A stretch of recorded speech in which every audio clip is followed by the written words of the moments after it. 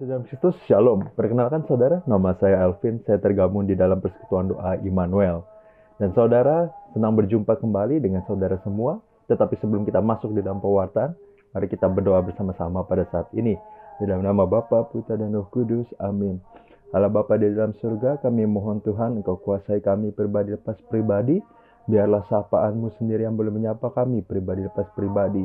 Dan Roh Kudus, mampukanlah kami untuk boleh mengerti dan memiliki kekuatan dan kemauan yang kuat untuk dapat menjawab sapaan Tuhan tersebut. Amin. Dalam nama Bapa, Putra, dan Roh Kudus. Amin.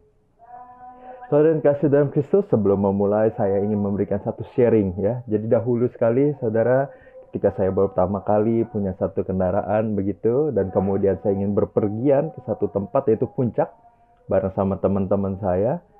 Saya ketika sudah punya kendaraan sendiri, saya jemput teman-teman saya dan dengan happy di dalam mobil dengan satu semangat yang bahagia gitu ya, kami pergi.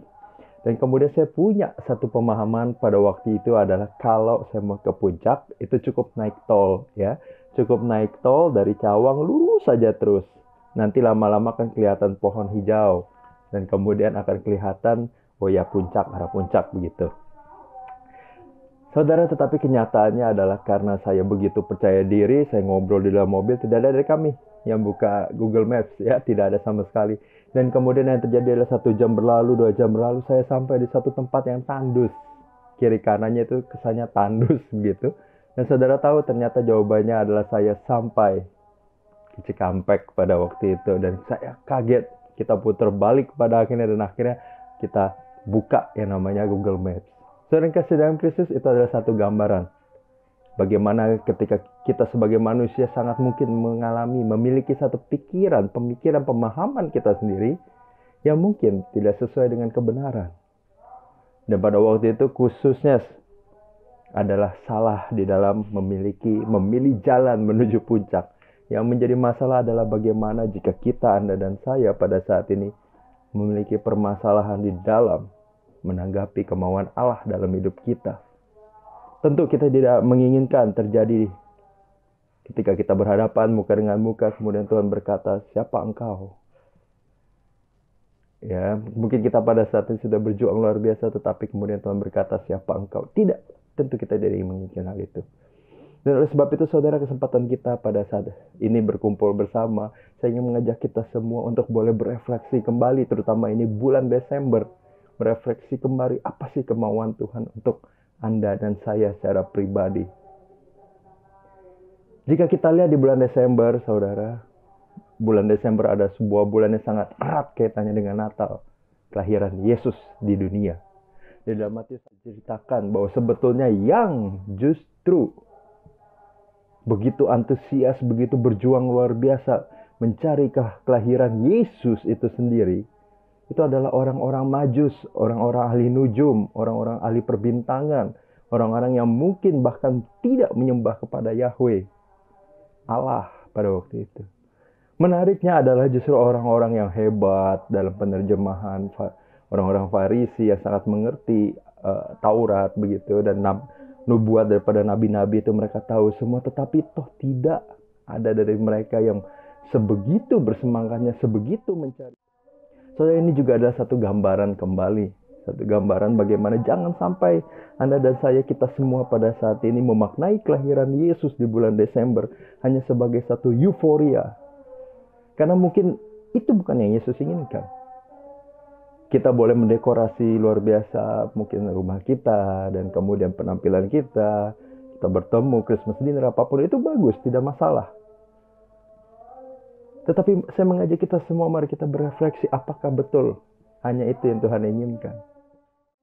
Saya mengajak kita semua, mari kita berefleksi lagi. Saya tidak tahu posisi Anda, posisi saudara dalam hal ini sebagai ayah mungkin, sebagai seorang pekerja, sebagai pebisnis, apapun itu, sebagai anak mungkin. Apa yang sebenarnya Tuhan harapkan? Hanya mereka yang rendah hati, hanya mereka yang betul-betul merindukan Allah yang akan dapat mendapatkan jawaban tersebut melalui pewahyuannya yang luar biasa.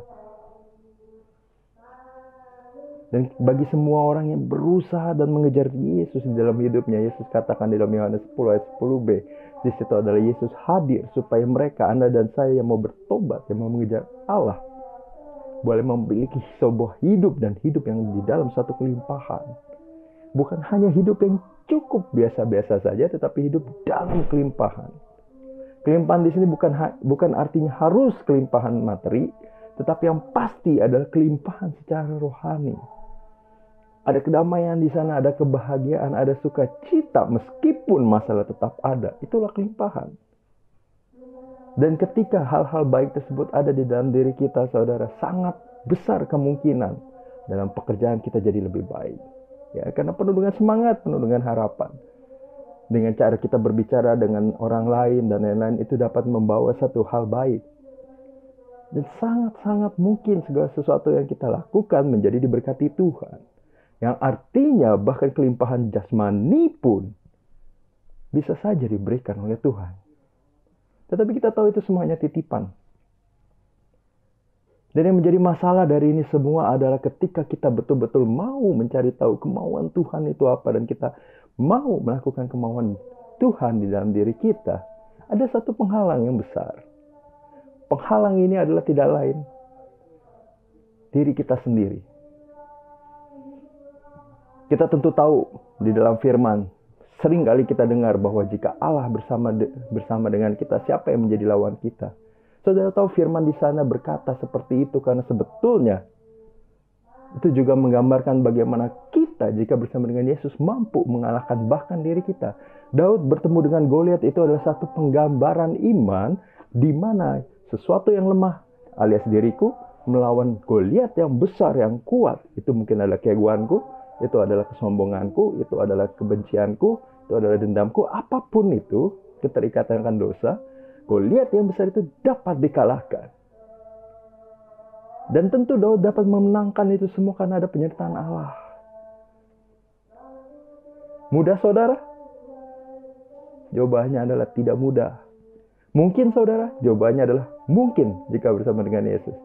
Di dalam Pentakosta kita bisa melihat, di dalam Kisah Para Rasul, ya, yang kedua di situ dikatakan adalah ketika hari Pentakosta tiba dan kemudian para murid yang percaya berkumpul, kemudian mereka menanti-nanti janji itu.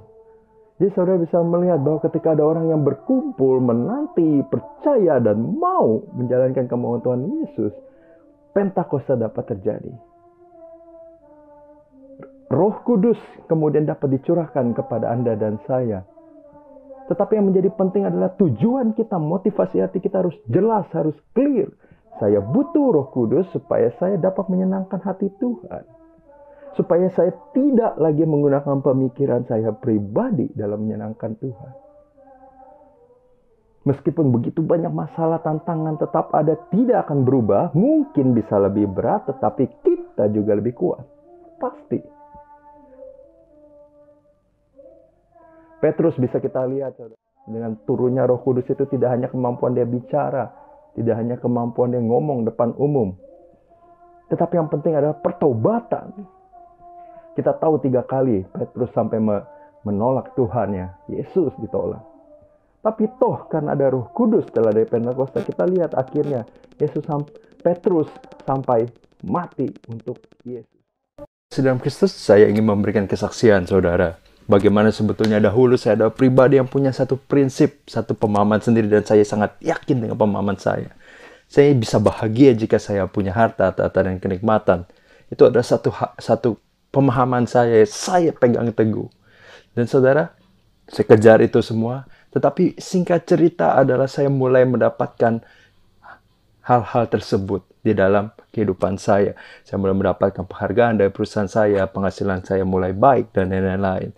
Saudara, saya tidak punya banyak sih, tapi yang namanya orang dari yang nggak punya, jadi orang punya tuh langsung belagu gitu ya, songong gitu. Nah, itu yang terjadi, saudara, di dalam diri saya. Saya kejar hal-hal yang saya pikir bisa membuat saya bahagia, malah pribadi saya berubah.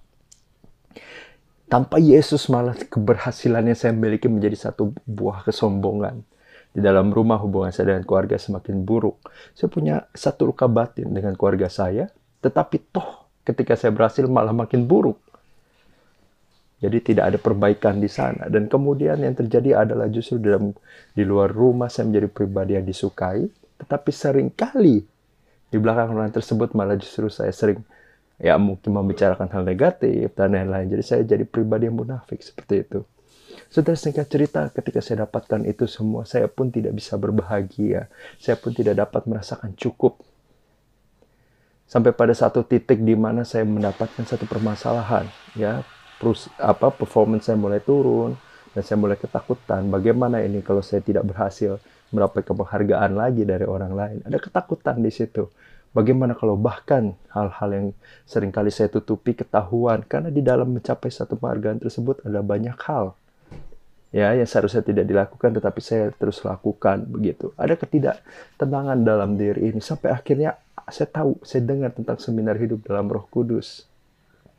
Dan kemudian yang terjadi, saya ikut seminar tersebut, dan di seminar tersebut saya datang dengan satu harapan. Mungkin saya pribadi yang dulu adalah saya pribadi yang mungkin banyak mempertanyakan tentang Tuhan, banyak mencobai Tuhan. Tetapi yang sekarang adalah saya betul-betul datang dengan satu harapan. Saya butuh penyelamat. Saya butuh hidup yang baru, betul-betul baru, hidup yang berbeda, hidup yang penuh, bukan hidup yang kosong seperti ini. Ada yang salah dengan semua pemikiran saya. Dan saudara, singkat cerita, saya ikuti acara tersebut, dan di dalam setiap sesi, sampai pada akhirnya sesi pendoaan, saya diizinkan Tuhan, Roh Kudus tolong saya, membantu saya untuk boleh mengerti makna kematian Yesus untuk diri saya. Apa maknanya? Bukan lagi makna yang disampaikan oleh pewarta atau orang lain, tetapi apa makna Yesus bagi diriku? Apa makna kematian Yesus bagi diriku? Saya diizinkan Roh Kudus untuk boleh memahami itu semua, bagaimana Yesus mati menggantikan semua dosa-dosa saya. Dosa saya tiba-tiba terputar begitu, saudara. Ketika saya berdoa betul-betul. Semua dosa itu muncul, dan kemudian saya melihat bagaimana Yesus yang dicambuk menggantikan diri saya. Dan singkat cerita, saya merasakan juga ada satu kehangatan, seakan-akan dipeluk begitu. Dan saya merasa menangis, betul-betul penuh dengan kasih Tuhan. So dari situ saya buat satu komitmen kepada Tuhan. Saya minta ampun atas semua dosa saya. Saya minta ampun berarti selama ini mungkin, dan bukan mungkin ya, mungkin, tetapi pasti hal-hal yang terjadi, ketidakbaikan yang terjadi dalam hidup saya, sakit penyakit yang terjadi, jantung saya sering sakit, ada daging lebih, kemudian wajah saya jerawatan parah, banyaklah. Sering gagal, sampai saya harus berbuat curang baru berhasil, katakan. Banyak hal-hal itu semua terjadi karena saya tidak hidup di dalam Tuhan. Tapi toh saya masih hidup, yang artinya masih ada waktu di mana Tuhan izinkan saya bertobat. Saya ambil satu keputusan pada waktu itu, Tuhan Yesus, saya mau mengikut Engkau. Dan saudara, pada saat itu juga saya merasakan ada satu pertanyaan singkat yang Tuhan pada waktu itu sampaikan. Saya imani itu Tuhan. Pertanyaannya adalah, Vin, apakah cukup kasihku bagimu? Pada waktu itu mendengar pertanyaan tersebut, saya mengerti bagaimana kalau misalkan sesudah mengikuti Tuhan, masih mungkin saya terluka. Masih mungkin orang-orang yang saya kasihi tidak mengasihi saya. Dan pada waktu itu, tapi saya tergerak oleh kasih. Saya mau Tuhan, selama Engkau tidak tinggalkan saya mau ikut Engkau. Dan singkat cerita, saudara, sesudah pada retret itu, Tuhan mulai bimbing saya. Ada dorongan untuk mulai membaca Alkitab, menghabiskan waktu mengikuti satuan doa, komunitas, pelayanan. Dan saya ingat sekali 6 bulan pertama, saya mulai membuka Alkitab seumur hidup saya. 6 bulan pertama itu saya selalu membaca secara acak, ya, dan tiba-tiba selalu terfokus kepada orang munafik. Dan di sana saya mengerti. Awalnya saya pikir siapa yang munafik, orang lain kali, ternyata saya. Dan dari sana saya mau mencoba memperbaiki diri saya. Sampai detik ini saya masih berusaha menjadi lebih baik. Masih sering saya gagal dalam melakukan dan menjalankan yang namanya menjadi orang yang penuh dengan integritas. Masih sering gagal. Tetapi setiap saya gagal, saya kembali kepada Tuhan lewat sakramen pengakuan dosa. Dan meminta kembali kekuatan daripada Tuhan. Sampai detik ini, saya boleh merasakan Tuhan sertai saya. Masalah boleh ada, corona, covid, masalah boleh ada. Tapi berkat Tuhan juga tidak pernah hilang. Justru semakin besar berkatnya, berkat rohani semakin nyata. Berkat jasmani pun, puji Tuhan, boleh saya rasakan. Dan saya percaya janji itu juga akan diberikan untuk semua orang yang mau memberikan dirinya menjadi kado terindah untuk kelahiran Yesus. Mari saudara, pada saat ini saya mengajak kita semua, Anda dan saya, mari kita merefleksikan. Apa sih kado yang dapat kita berikan kepada Yesus? Mungkin pertobatan kita, perubahan karakter kita, mungkin itu yang diinginkan oleh Yesus. Dan mari kita bawa ini semua, perubahan ini semata-mata karena telah Yesus dulu menyelamatkan kita, menebus dan memampukan kita. Dan ketika kita berada di dalam ketidakpastian, kita merasa lemah, mari kita hadir dan meminta Roh Kudus untuk memampukan kita melakukan apa yang ingin kita berikan kepada Tuhan Yesus. Saya percaya semua akan dijawab pada waktunya. COVID ini pun bukan penghalang bagi kita dan bukan penghalang bagi kasih Tuhan. Dan oleh sebab itu saudara, saya juga ingin mengajak kita semua terakhir adalah mari kita angkat pujian bersama-sama. Satu pujian yang menyatakan bahwa Tuhan, kami serahkan hidup kami. Kami percaya Engkau adalah Yesus penyelamatku, bukan siapapun, bukan orang lain tetapi Yesus. Dan kami mau bersama-sama menjadi satu kado terindah untuk kelahiran Yesus. Bukan lagi hanya hiasan-hiasan dekoratif yang indah, tapi perubahan hati. Hati yang hancur, hati yang penuh dosa, hati yang penuh kekurangan, itu yang kita persembahkan. Amin.